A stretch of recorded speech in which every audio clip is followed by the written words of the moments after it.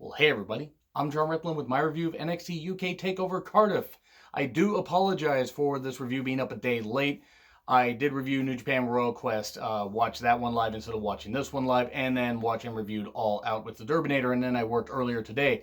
So that's why you're getting this now. Also, you guys requested that I watch this and review it, so I was like, okay, hey, you guys want to see it. I certainly want to see how good these matches are, as a lot of people were praising them to me. I already knew the results going in, because it's very hard to avoid spoilers.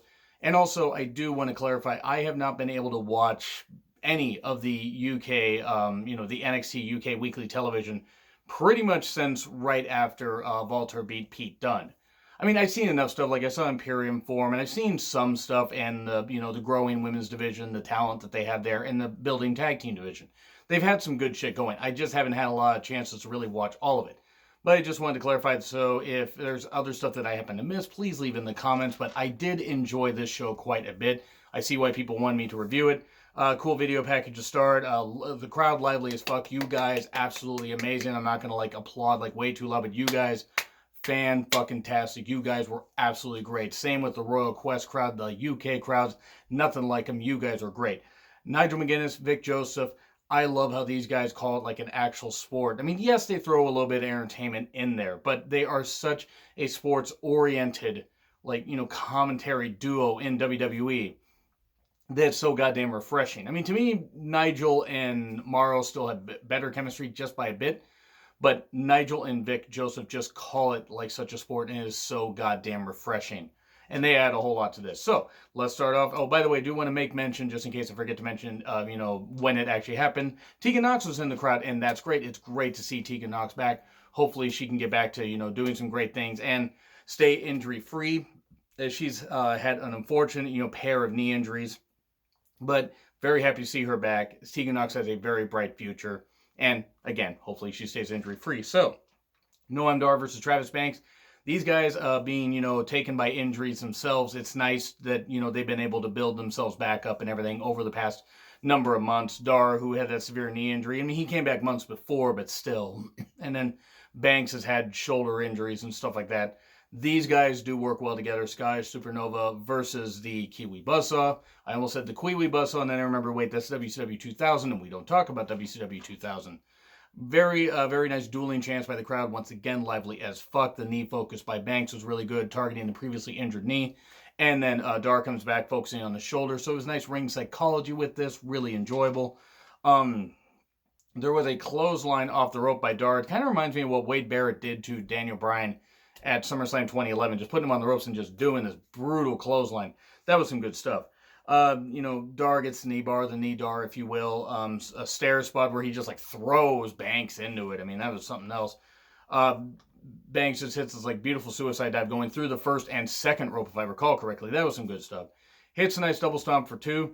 But in the end, Noam Dar gets the win with, I believe they called it the Novo Rolla, like Rock and Rolla, the Guy Ritchie movie. I mean, I'm assuming that's what it's like, but no. Novarola, 1, 2, 3, Noam Dar picks up the victory. Fun opening match. This was good. So this is something, maybe something you could probably have seen on NXT UK TV, and that's not knocking these guys at all. This was a good start to Takeover. If they had left this match off, though, I gotta be perfectly honest, if they had left this match off, I don't think anybody would have missed it, but good that these guys got a chance to be on a Takeover card. So, really, they did some good stuff. And then we get Cesaro offering an open challenge. Cesaro's in NXT UK, and it's Ilya Dragunov. If I mispronounced that, I do apologize. I really do. I almost said Ilja, and I'm like, no, that's not right. Ilya Dragunov. And I've seen very little of him. I've seen a couple matches. What I saw, I was impressed with. He has a cool look. And Cesaro getting a huge pop. I mean, a massive pop. I think that this is the right call to have Cesaro work some talents in the NXT UK and that kind of stuff. We're not going to get Cassius Ohno and Cesaro reuniting as the Kings of Wrestling yet, or are we? But what I did enjoy is that how Cesaro felt fresh here. I mean, not that he hasn't felt fresh with some of the matches he's had on Raw, but it's just nice to see him featured here, where he's allowed to go a little more all out. Yes, NXT UK are still under the WWE umbrella, but they present it differently with a different style and all that. There were some nice momentum switches. Really enjoyed the pacing of this match. I actually thought it was very, very well done. Heavy uppercuts and chops. not the heaviest chops we'd hear, that would become, when Walter took on Tyler Bate. I hope I'm not annoying people with how I say Walter, but I'm trying to be, like I'm trying to be accurate, I guess, with the names. But Cesaro just tosses Dragunov outside, just tosses him. Just says, here, take a Dragunov home night. That's basically what it is. Cesaro does the swing at one point. 40 goddamn revolutions. Cesaro is insane. I know he did one for like 100, I think. It was either in Ring of Honor or it was in CZW. It was either Ring of Honor, CZW, or Shikara. I don't actually remember. But I do remember seeing the clip and just like, how did he do that? Swinging 40 revolutions. When the guy's approaching 40, that just shows the kind of athlete he is. Further proof age really is just a number here because Cesaro's in phenomenal shape and did some great stuff here. And Dragunov looked just fine. He came back after, of course, recovering his equilibrium and everything. I mean, that made me dizzy, for God's sakes. Did some nice stuff. Got some close near falls, but in the end, that uppercut where Cesaro throws him up, hits the uppercut. I can't do a proper uppercut at all, as you know, because I'm a weakling. 1, 2, 3. And then a show of respect at the end. Really enjoyed this match. This is how you do an open challenge, how you promote, a veteran that's coming in, but you build up somebody right even in defeat. Dragunov looked good. Cesaro looked good. Dragunov, I almost make it sound like Stroganoff, but still. This was a very, very fun match. And then we get to the NXT UK Tag Team Championships, which were defended in a triple threat match. And the grizzled young veterans, Zach Gibson, James Drake. If you hate Gibson, take your shoes off. And that's what the crowd did during this. Flash Morgan Webster. No, I'm not going to do the sound effects, but he is the savior of the universe. And Mark Andrews. And I don't get why people don't like Webster and Andrews. I don't get it. They're terrific. They're really good team. This isn't knocking anybody that I talk to. It's just I've seen some like hate directed towards them, and I'm like, okay. I mean, I get people not having their, some people not being their favorites, but I go, nothing wrong with them in particular. Oh well. And also the third team was Wolfgang and Mark Coffey of Gallus.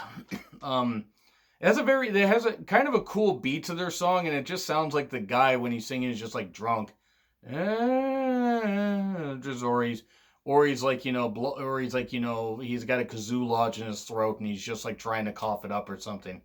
I don't know what I'm saying anymore. This match, if it hadn't been for the main event, this probably would have been match of the night. I mean, I gotta say, these three teams tore it up. The tag team division may not be too deep in NXT UK, but boy, these teams were like, hey, you want to see how tag teams wrestling, dumb motherfucker, hey, Vince, watch this. I mean, I don't know if they were doing it to prove to Vince, but they were proving it just to say, hey, we're going to have some great tag team action here. And honestly, they did. Andrews and Webster gained huge reactions. Of course, Cardiff, Wales, they're Welsh. Could they be the first ever Welsh-born champions? Probably. Oh, wait, they are, because, I mean, if you've seen the show, This was a good match, though. They did some nice dives and everything. There were some really great near falls in this. Webster does get beat up a bit. Eventually, Andrews does get in. There was a more close near falls, like really good stuff, like from all teams. Really, really good tag flow here on this. There were times the ref almost had to pull up on the 3. So I'm thinking that maybe the timing of it, but timing in a triple threat's really hard to pull off. These teams actually did a great job with it, in all honesty. Please stop with the Poison Ranas. Please stop. Please stop. Any company, please stop with the Poison Ranas. Shooting star press outside by Andrews, that was scary. And then, of course, the veterans, the grizzled young veterans, Drake and Gibson, they almost they hit one of their finishes. Almost. 1, 2, no, they don't quite get that. Wolfgang tosses Mark Coffey on everyone. He's like, hey, brother, yeah, here. just tosses him. I mean, Wolfgang's a pretty big guy. Wolfgang's more agile than Mark Coffey, and that's not knocking Mark Coffey. But yeah, Wolfgang's just like, hey, I'm gonna take you. You're burly. I'm gonna throw you here. I'm sure that's exactly how that conversation went as well. No, he probably just said, hey, toss. Coffee did, that was a pretty cool spot with him. Everyone gets in, they're brawling. Everyone's just hitting each other.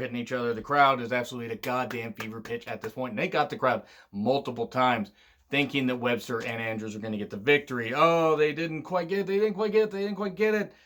And then the Ticket to Mayhem, I believe is what it was called. Gibson and Drake hit that, and they had Webster covered. And Webster was the legal man along with Gibson. And then Shooting star by Mark Andrews, right onto Gibson as he has Webster covered, and then puts Webster on him. 1, 2, 3. That roof nearly came off that place when the Welsh boys won. Good Lord. This match was fun. I can't encapsulate all the spots in this or any other match. This was just fun.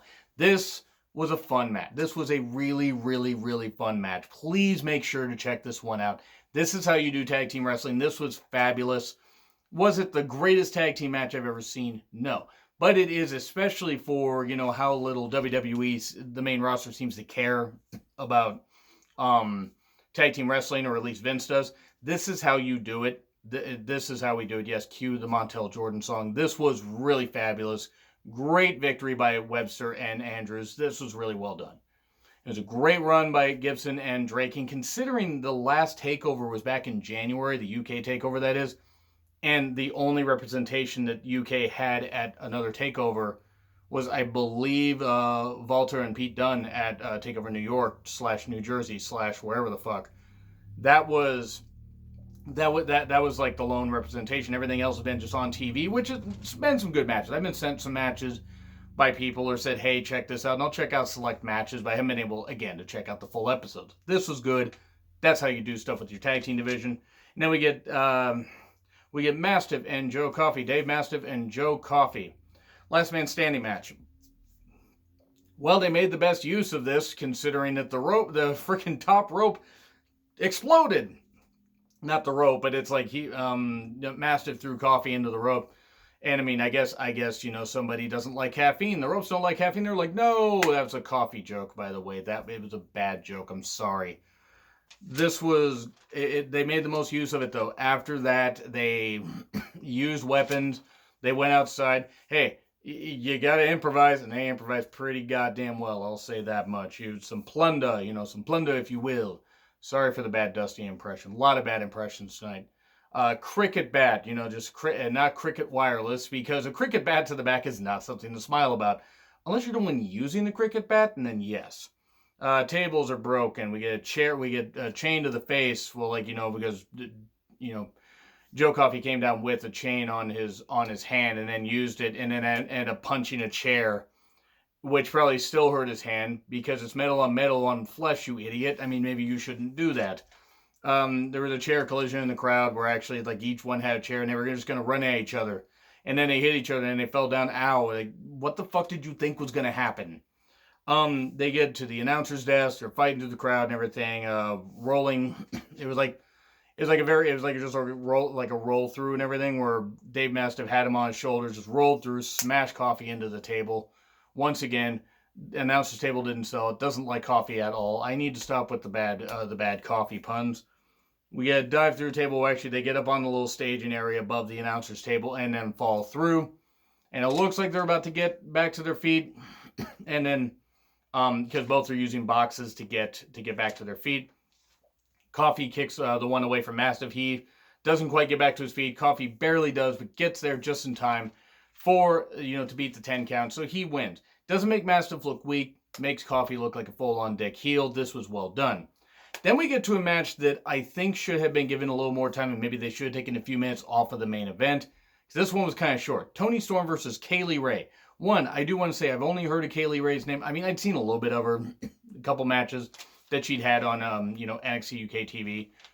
She is very good. The women's division in NXT UK, really from top to bottom, even the ones that are talent level or down here are still really good and can only get better. And then you got others that hopefully will get maybe more of a shot. I mean, Kaylee Rey seems like more of a heel, though, so I don't know if Jenny's going to get a shot. She's somebody I would like to see get a shot. But I think unless they want to turn her babyface, I think she fits better as a heel. Let me know who you think's going to face Kaylee Rey. Because, by the way, Kaylee Rey won. This match, though, was pretty good. Very personal.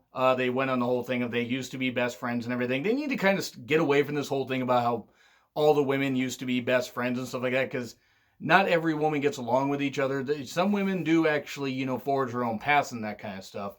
But I'm sure Toni Storm and Kaylee Rey actually were friends, and actually probably still are. They're just popping up for the story, but sometimes it gets a little bit repetitive on that. But anyway, felt like a very personal feud, and they tore it up in the limited time that they had. There were some nice hard shots, some quick kicks. Felt very brawl-like and everything. Felt more like a fight for a little bit and everything. There were some great counters. Eventually, Tony did hit the Storm Zero 1, 2. Oh no, 2. Not that many people kick out of the Storm Zero. There was a cool German suplex off the ropes by Tony. That, by the way, met Tony Storm last year, sometime I believe in last August. I mean, well, let's see. Was it last August? Yeah, it was last August. Dynamite performer, great. If you ever get a chance to meet her, super sweet as well. Have not met Kaylee Rey, obviously, but do just want to say that Tony Storm, really, really cool. And then senton dive variation by Kaylee Rey outside. I'm not sure what she was trying to do. Thankfully, she was okay because that landing looked bad. I'm not saying it was a botch. I'm not saying that at all. That landing looked really bad, so thankfully she was okay. Soon after, gory stretch where she had her on her shoulders, threw Tony Storm into the ropes, and then hit another gory stretch into, like slammed her down, hits it. 1, 2, 3. Kaylee Rey is your new NXT UK Women's Champion. Right call. Right call to switch the tag belts and the women's belt. Kaylee Rey can have, maybe feuds against Isla Dawn, Brookside. I'm trying to think of other baby faces on there. She could face Jazzy Gabbard. She could face various ones. I'm trying to remember all the names of the NXT UK women's roster, but I will say, even though it's limited, I mean, hey, she could face Rhea Ripley, but it seems like they're kind of going with Rhea Ripley to, go transition to NXT UK, which is probably smart. And I think that's where Tony Storm's going as well, or go transition away from NXT UK to NXT for when they go on to USA. I think Rhea Ripley's facing Piper Niven though, either on the taping that happened, or they taped stuff before Takeover, or sometime soon after. Which ought to be pretty interesting to see, because those two could tear it up. If you just give them about 12 minutes, they could really have a good match. So my only issue with it is, as personal as this match felt, it felt a little bit short. However, it was good. It was good. I'm trying to not be critical, but Walter versus Tyler Bate for the NXT UK title was very good. It was very, very, very good. My issues with Pete Dunne and Walter are the same here. This was too long. It was a very, very, very good match. Do not misunderstand me. I am not faulting either of these performers. I'm not saying that it wasn't a good match. It didn't need to be this long. You could have cut 5 minutes off of this. You could have. Now, it was a 46 minute match, I think. Something like that. I get it. And Bate and Walter have had matches, and they've, faced off in... They faced off in other promotions and everything well before they signed with NXT UK. And even in other promotions they've had since they've been signed to NXT UK. I'm not saying that these guys don't work well together. It just didn't need to be this long. So let me just go through some of the spots. One, the crowd singing on to Walter's theme. The crowd was electric. Big strong boy chants. Big strong boy. Big strong boy. You can't imagine who I would have wanted to see win. I knew Walter was going to win, but still. There was a nice stick and move offense from Tyler at first. Walter grounded a lot. You got this, you got a big slam from Tyler Bate. They really did do some old school stuff of the plucky babyface, smaller babyface having to overcome the big heel and getting a slam and stuff like that. Chops. Apron bomb, as we know, the hardest part of the ring. Walter doing that. A ring post bomb. It didn't quite land, and it looked painful. And then we get chops in the corner, clubbing blows. More groundwork by Walter. Bate does come back. There's one point where he tried something, and then Walter just chops him in the back. I've seen Walter live. And Walter live, it almost sounds like, some kind of German radio concert or something. All due respect to my German friends, that's just what it sounds like. I've seen him live, though. Let me tell you, those chops in person, ouch. And there was a guy, Shaft, really great talent that wrestles at Defy Northwest Wrestling that is absolutely great. And he no-sold a couple of those chops. I don't know how, but he did. Huge superplex by Bate. British wrestling chants. Walter doing his usual combos and stuff. There was just some more chops. A finger snap by Bate because of the whole, British strong style thing and how Walter took out, when Imperium formed.